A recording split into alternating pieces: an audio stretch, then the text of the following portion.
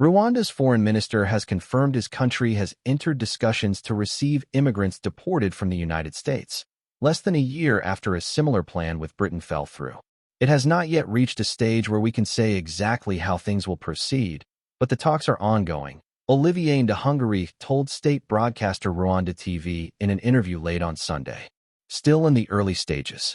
Last week, U.S. Secretary of State Marco Rubio said he was searching for more countries to take in people as the administration of President Donald Trump steps up efforts to deport immigrants who entered the U.S. without documents and other non-citizens.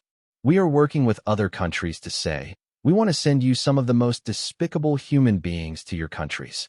Will you do that as a favor to us? And the farther away from America, the better, so they can't come back across the border, Rubio said during a televised cabinet meeting as he was seated next to Trump.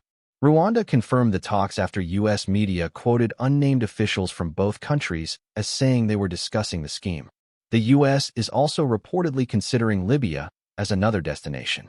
Reports said the U.S. wants to pay Rwanda to accept migrants with criminal records who have served their sentences in the U.S. and potentially integrate them into society with stipends and job assistance to discourage them from returning to the U.S.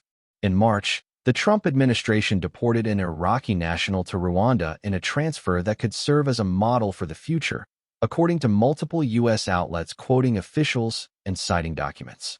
The efforts are in line with Trump's crackdown on immigration, which started immediately after he took office for a second four-year term in January. His administration has been facing legal battles as it tries to continue sending accused gang members to a maximum security prison in El Salvador without due process. Amid the ongoing controversy over the wrongful deportation of a Salvadoran citizen living in Maryland to El Salvador, Trump last month said he would also like to deport homegrown criminals to the country, meaning U.S. citizens. He also directed the opening of a detention center at Guantanamo Bay, Cuba, to hold up to 30,000 people whom he called the worst criminal aliens. In an interview that aired on Sunday, Trump said he didn't know whether people in the U.S. are entitled to due process rights guaranteed by the country's constitution. The Rwandan and U.S. governments have yet to officially confirm any of the details of their talks, but if an agreement is reached, it would not be the first time Rwanda would accept migrants expelled from the West.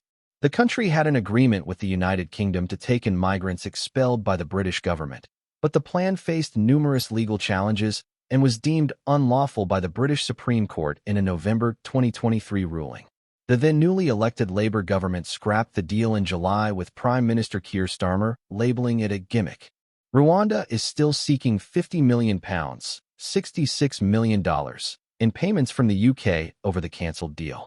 The Office of the United Nations High Commissioner for Refugees, UNHCR, has warned that some people sent to Rwanda could be returned to countries from which they had fled and could face dangers, including death.